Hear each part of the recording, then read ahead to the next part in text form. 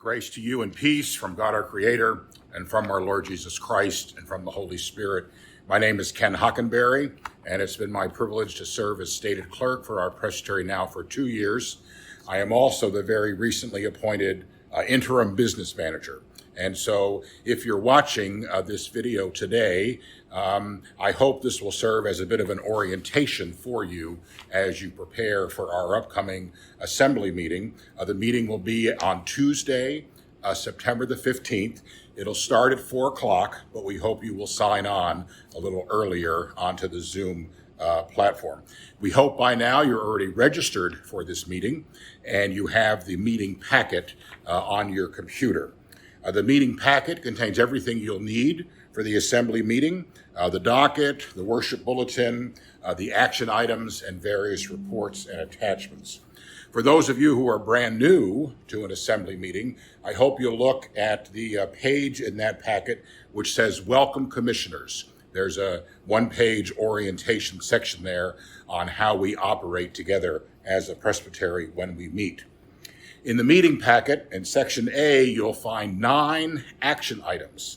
So we have a good bit of business to do at this meeting. 9 action items. In section B, there are 4 other items that we hope can be included in the omnibus motion. So we'll take 1 vote for all 4 of those items. At this meeting, we'll have the opportunity to meet and to examine David Black. David is a candidate for ministry, and he's being called to serve as the pastor of First Presbyterian Church in Chicago. We'll be asked to make some decisions around vacant church properties and one decision about how we use the funds that we receive from those vacant church properties.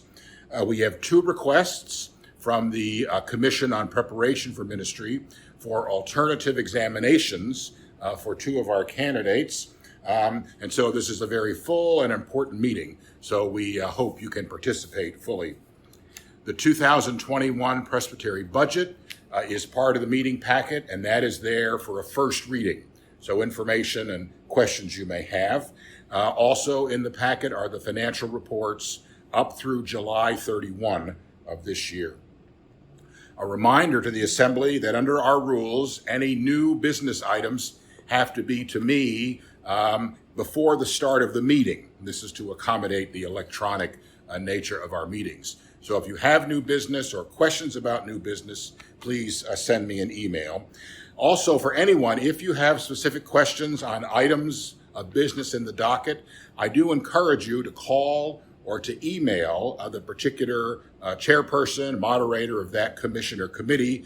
Perhaps you can get your question answered before the meeting, and that will save us time during the Zoom meeting. We hope to have this meeting within 2 hours.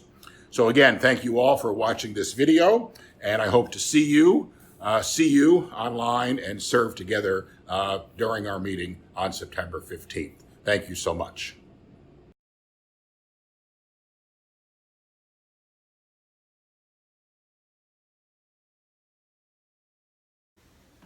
George Floyd, Sandra Bland, Ahmaud Arbery, Breonna Taylor, and the list could go on. Our brothers and sisters who have died outside of the bounds of justice. And then on the day that I am recording this, 173,000 of our brothers and sisters, our fellow citizens, have died because of a virus against which we have been completely ineffective. Now, in the face of the grief brought by these great losses, we sometimes seem silly if we even mention the things about which we grieve, which we have lost at church in the last few months, but they still make us sad. We didn't have Easter together. We didn't have baccalaureate and graduation the way we might have with the young people from our churches. We didn't even have Bible school the way we usually do, with a bunch of sweaty little kids gathered around our feet waiting to hear about Jesus.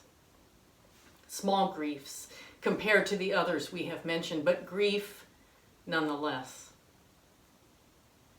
And And so we grieve.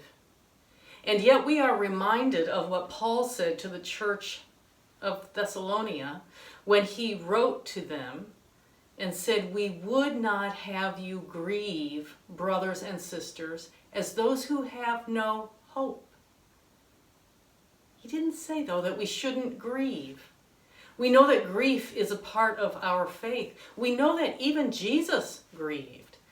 When he finally got to Bethany, after Lazarus had died, and he ran into one of Lazarus' sisters who was mad, and one of them who was so sad she could hardly speak, Jesus led them out to the cemetery. He stood there near the grave of his friend, knowing what he would do in just a few minutes, and even Jesus wept. Even he grieved.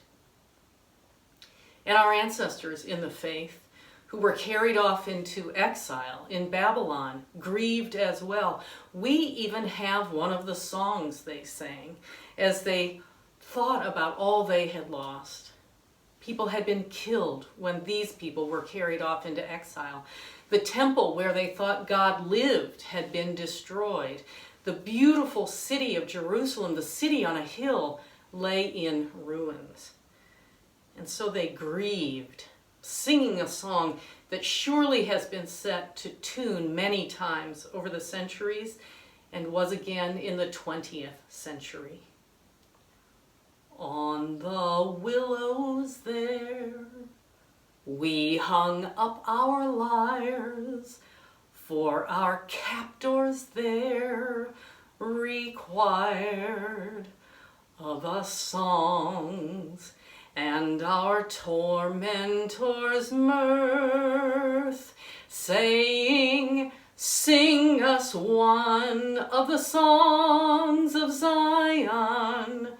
Sing us one of the songs of Zion. Sing us one of the songs of Zion." But how can we sing the Lord's song in a foreign land? How can we sing, they said, when we find ourselves in such grief?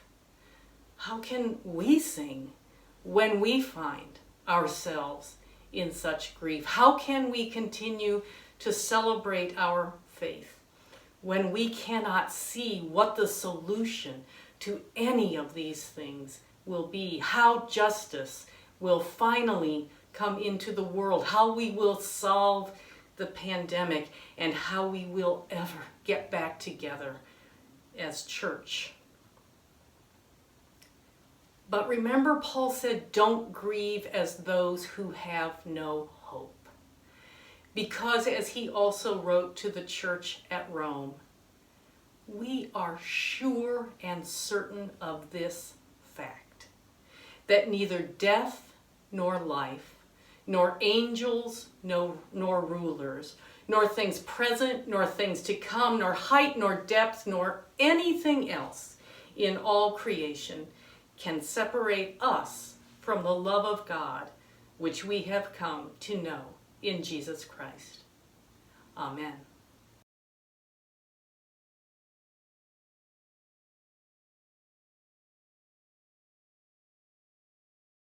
Grace to you and peace from our Lord Jesus Christ.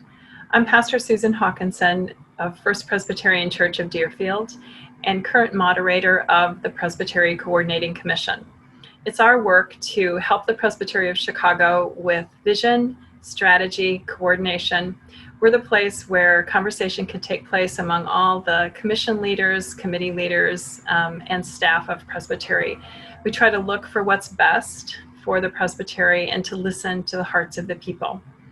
As we try to think about what to do as Christians, as the church universal, I am taken back to the words of Isaiah.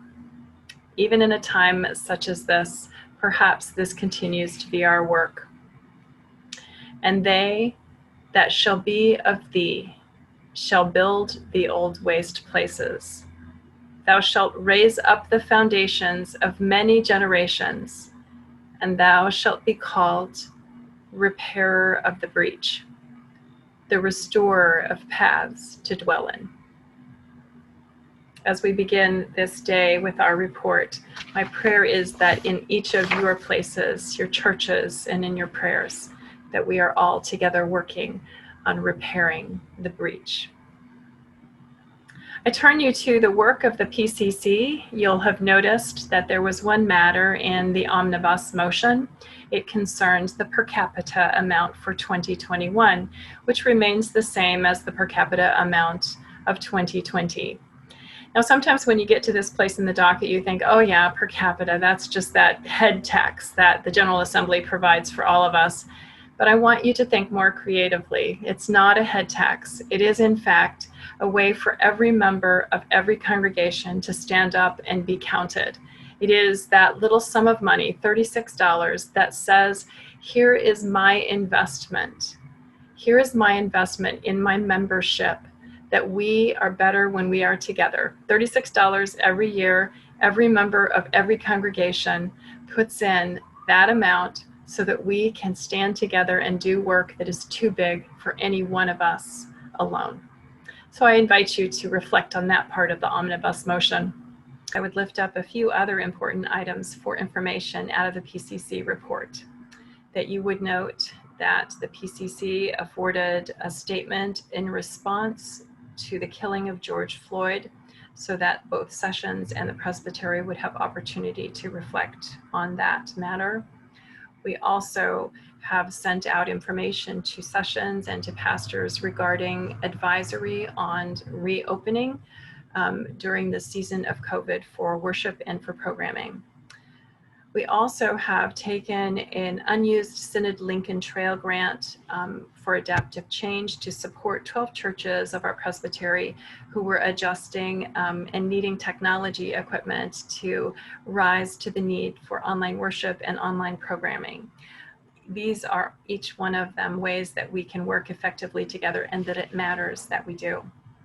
We also at this time are so grateful for the work of Eric Heinekamp, who has been part of the staff of the Presbytery for over 10 years and who now has risen to accept another call in Black Hawk Presbytery. More will be said in the celebration for Eric, but we rejoice in all the ways that he has helped this Presbytery and particularly the Coordinating Commission. We also have received a retirement notice from Ernestine Norwood, a person who has in heart and hand, mind and soul been a tremendous strength and support for the Presbytery of Chicago for years and years. And we rejoice in the ways that God has used her to uplift and to strengthen the ministry here. And there will be a celebration for her, but we on behalf of PCC simply want to say thank you and well done, faithful servant, to Ernestine. Her last day of work will be September 30th, the end of this month. Madam Moderator, this concludes the report of the PCC.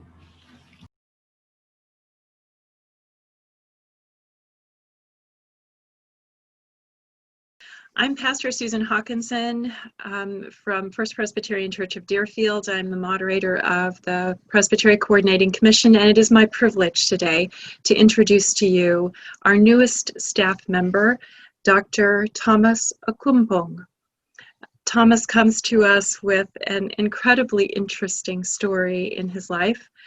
He has been chosen by the personnel team and confirmed by the Coordinating Commission to serve the Presbytery of Chicago now as our Presbytery treasurer.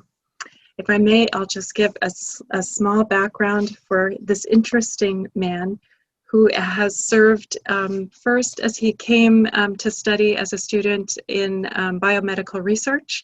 He has worked in neuroscience and malaria. Most interestingly, I thought in neuroscience, he learned how cells communicate with each other. And isn't it good to know from even the most elemental parts of us how to work towards communication? He worked through his PhD and has served in various research capacities. He also, in the last several years, has achieved his degree in finance and accounting from the University of Illinois at Chicago, and has also certified as a public accountant. His accounting experience has included working for several not-for-profits, as well as several larger nonprofit organizations, including Northwestern University and Northwestern Memorial Hospital. He, in the last several years, has developed his own accounting business and receives his own clients, and has agreed to accept the accounting work of the Presbytery of Chicago as one of his clients. Thomas comes to us in these days also as an established Presbyterian. He has served his sessions as an elder at St. James Presbyterian Church, and is currently an active serving elder at Carter Westminster Presbyterian Church. With that, I would invite Thomas now to share some about his own faith journey and how that connects with his job now as treasurer. Thomas, we're so glad you're here. I'll let the Presbytery hear from you now. Thank you, Susan. That's a very flattering introduction. Thanks so much. Yeah, so as Susan said, I came here from Ghana in 1985 to do biomedical research, and she said most of the stuff about my professional background. So I came to this position because I've been in two churches, two Presbyterian churches in Chicago since we came here in 2019. It looks like most of them have had financial problems. St. James Presbyterian Church, which we first joined, closed about 3 years ago because of financial problems. I'm now a member of Carter Westminster. We are now in negotiation with two other churches because we are all facing financial problems. So I think that finances are a big part of the church. And I think my experience with working with nonprofit organizations, I have an instance to help the church to realize its goals. This is not a big position. You can't hire somebody full-time to do this job because it's just not feasible.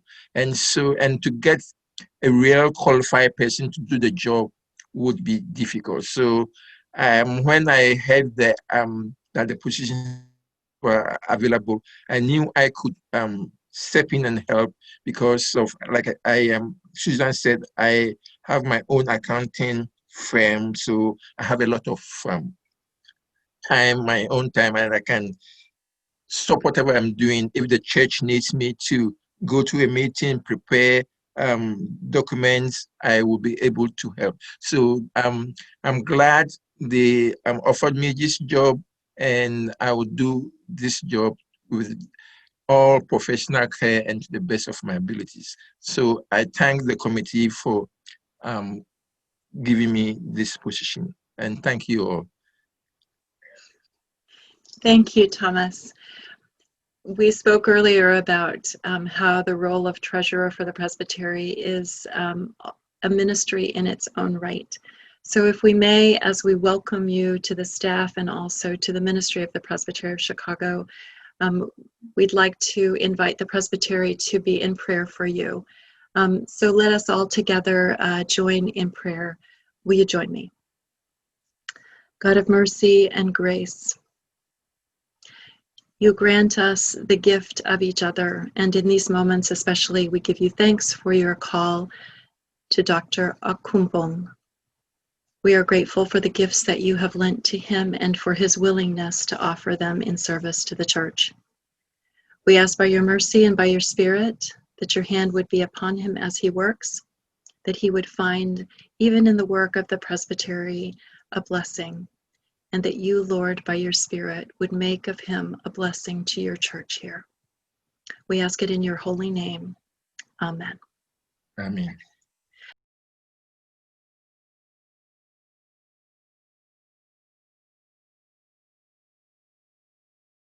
Good afternoon, commissioners and guests. I'm Barbara Gorski here to bring you our COM report for this assembly meeting.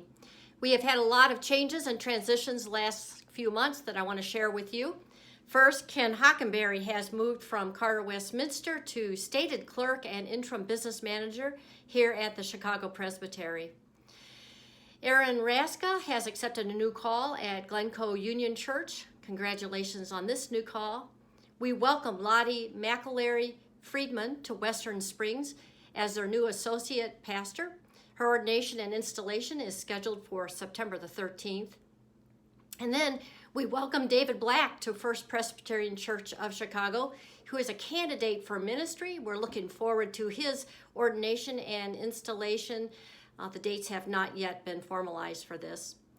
We welcome Sue Tyndall to Clarendon Hills Presbyterian Church, serving as an associate pastor. We welcome Magdalena Garcia to Ravenswood Presbyterian Church and Susan Finley serving as a new interim at Lombard Community Church. And then we have a big send-off with our prayers and celebration to Chip Hartwick to Synod of the Covenant, where he is serving as the interim executive.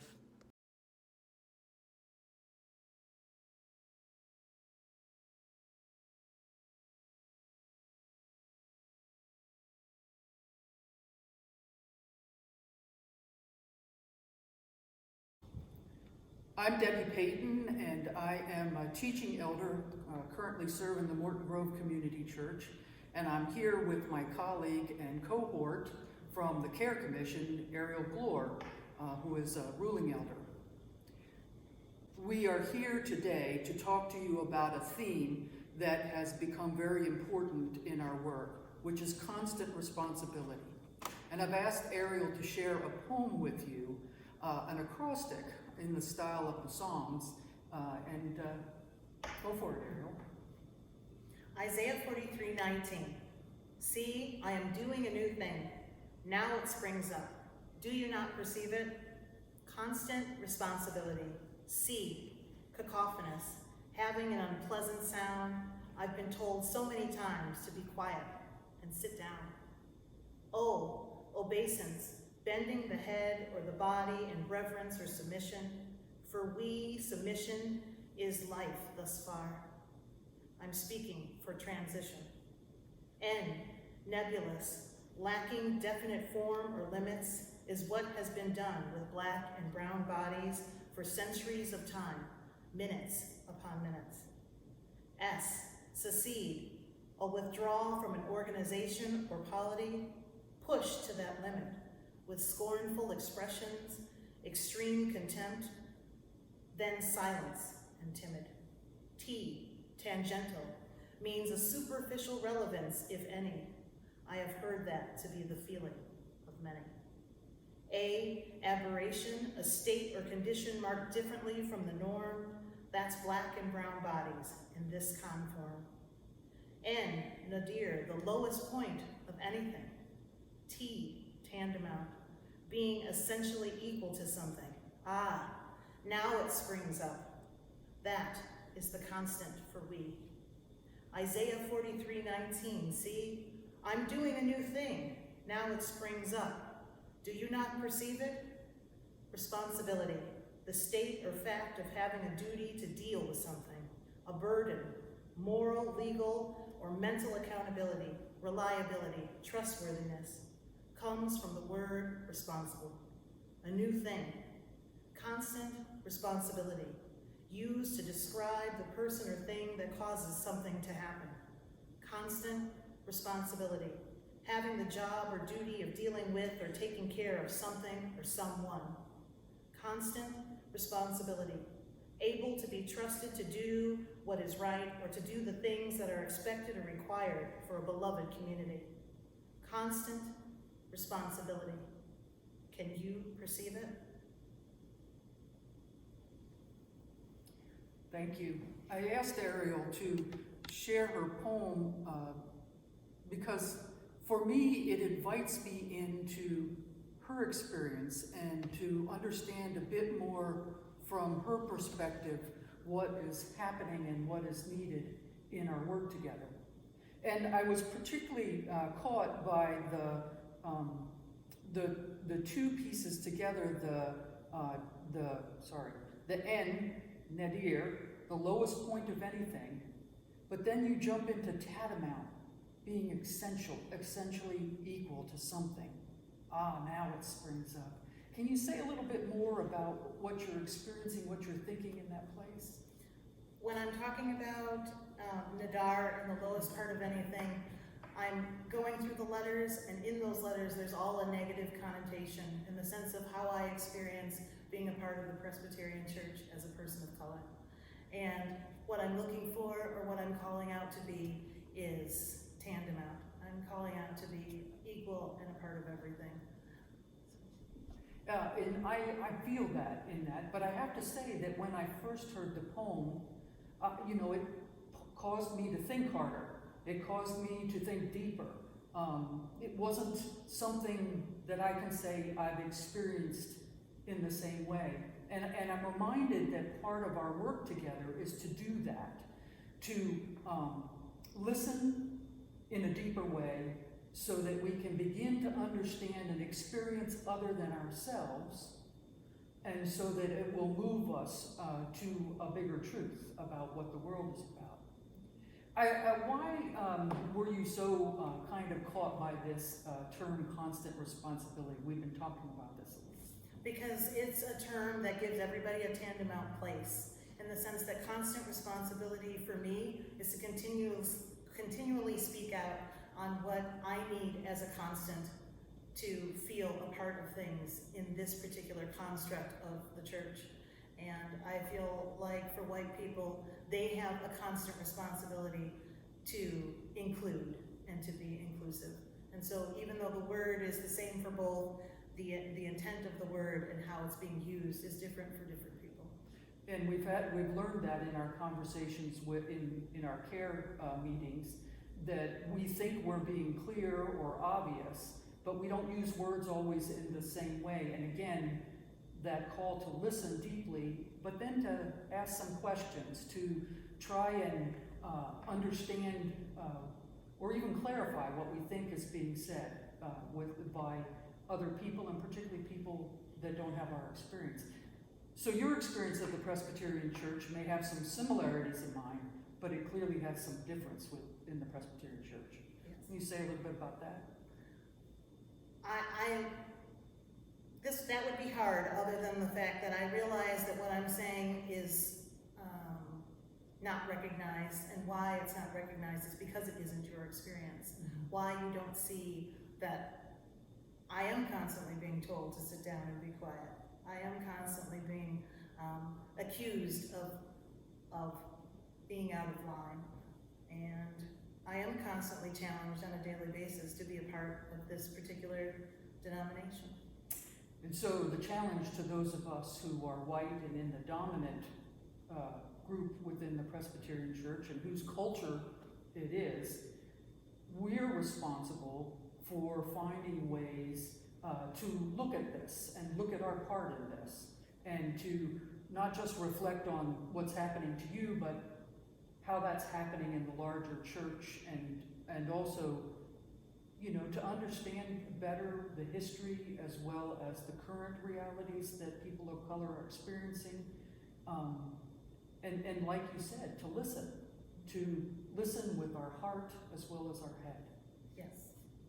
So we are inviting you to this constant responsibility, which is the work that we do to dismantle racism in our system, but also the work that we do to build relationships with one another, which begins with listening and understanding and affirming the experiences of people that are different from us, and people that are sometimes not so different from us. Thank you. That ends our report.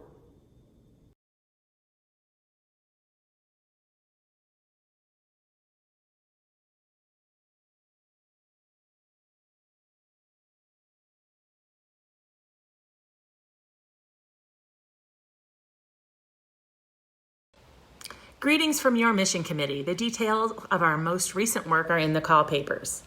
Please join me in congratulating my co-moderator, Reverend Jeff Lane, and his wife, Reverend Ariane Lane, on the birth of their third child, Noah Richard, on Thursday, August 20th. Everyone in the family is doing well. As a subcommittee of the mission team, we've completed training to recertify as a mid-council self-development of people committee and have convened our first meetings. With funds to award yet this year, we are revisiting an application that was submitted before the recertification process and are working to determine whether we'll be able to fund their request this year. In addition, we're planning for how we may attract more applications for this program in 2021. At our August 6th meeting, we had a provocative and helpful conversation with CARE co-moderators Ariel Glure and Debbie Patton. In the committee's debrief, we were reminded by Sue Crummell that even if we receive additional applications for funds in advance of our November 1st deadline, we'll likely have given away less than half of what we have budgeted for common applications this year. As a result of having extra mission funds available and our conversation with the CARE co-moderators, we voted to spend at least some of our funds for a CROAR 2.5-day anti-racism training for our teams and our church or partner organizations who've received mission fund grants this year. We would open, of course, to any member of the Presbytery as space is available as well. In addition, we're trying to determine the best way to support churches that might be in need of further funds to upgrade their technology offerings due to the pandemic. We welcome your thoughts. Please feel free to reach out to any of us on the committee with your feedback or questions. One of the biggest parts of our work at the August 6th meeting was approving Year 1 and Year 2 applications for the Salary Supplement Program. Congratulations to the churches for their faithful work and for moving forward in the midst of these extraordinary, challenging, and complex times. We are grateful for you. For more, and with our team's huge thanks, Program Coordinator Kathy Wennerstrom will tell you a little bit more about that next. Thank you, Lisa. Hi, I'm Kathy Wennerstrom, a member of the Mission Committee, and as Lisa mentioned, the coordinator for the Salary Supplement Program. It's been a very busy couple of months for the Salary Supplement Group. Our first cohort of 7 churches is closing in on the end of their first year in the New Beginnings program, having dedicated many days, evenings, and weekends to this highly structured look at their congregation's past and present in preparation for taking a bold new step into their congregation's future. And most recently, pastors and their leadership teams participated in an all-day Saturday Zoom retreat, the second of the year for the pastors, and before mid-November, they'll complete 2 more. And then we'll begin the work of clarifying and working into their future plan for their congregation. This summer, we also welcomed a second cohort of 3 churches into the program. Those churches are Elk Grove, Highlands, and Vida Nueva. And we have fast-tracked the start for them this fall. So they are already beginning the first steps of the Hope Partnership New Beginnings program. And will each complete an in-depth assessment and a leadership training weekend via Zoom before November. Part of the Mission Committee's commitment to this program and to these congregations includes a dedicated liaison from the committee to each congregation. Hope Daniels and I have served in this capacity this year, and we, going forward, will now be welcoming Barb Koop and Fred Wienbas as liaisons. And so now we will have connection points between all 10 churches and the Mission Committee. We are very much looking forward to beginning our work with this new cohort and hope to bring you stories from the original group in the near future. Thank you.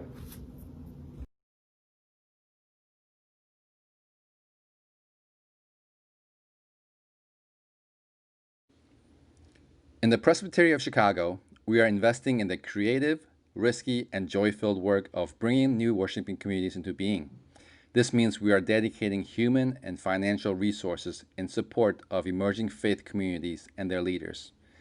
This means we are listening for the Spirit to lead us, and we are eager to find collaborators in both existing congregations and in unexpected places and organizations across our city. Why are we making these investments? Why start new worshiping communities? Because like the midwives, we are called to bring forth new life. Because like the farmer, we are called to plant seeds we may not see grow and tend crops we may never see come to fruition. Not for our sake, but for the sake of the gospel. Because God tells us to go and make disciples, and Jesus insisted that we love our neighbors as ourselves.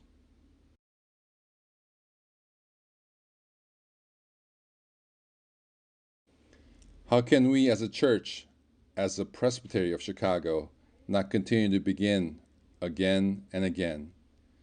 We believe we are called to shape and reshape the church so that we can meet people where they are, so that together we can address our deep hunger for meaning and foster compassion for our neighbors and invest in the healing and equity of our beloved and often hurting city.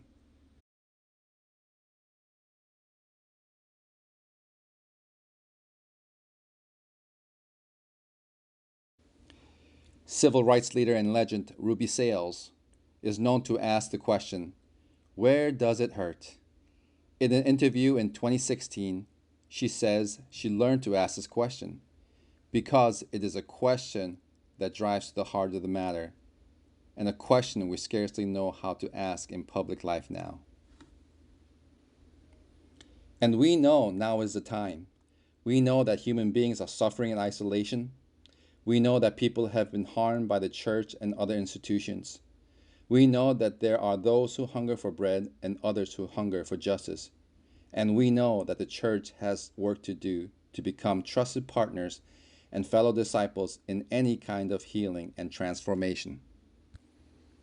We believe that investing in new worshiping communities is one of the ways Chicago Presbytery can build new partnerships and invest in the spiritual lives of the people in our communities. We follow a man called Jesus, an itinerant teacher, a healer, and a dreamer who was the first organizer of a church without walls. And it is in his footsteps we will follow.